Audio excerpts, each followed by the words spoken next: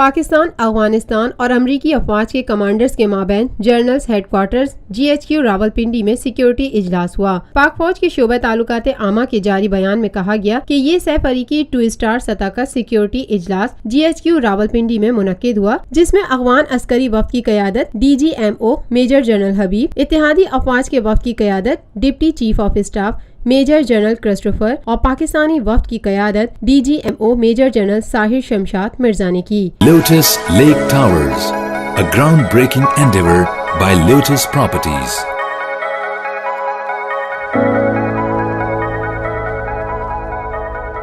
ملکی، بین الاقوامی، سماجی، سیاسی، تجارتی، ثقافتی،